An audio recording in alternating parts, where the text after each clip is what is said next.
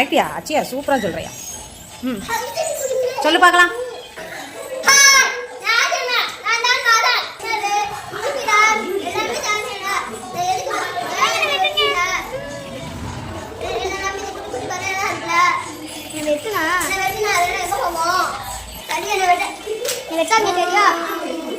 சரியா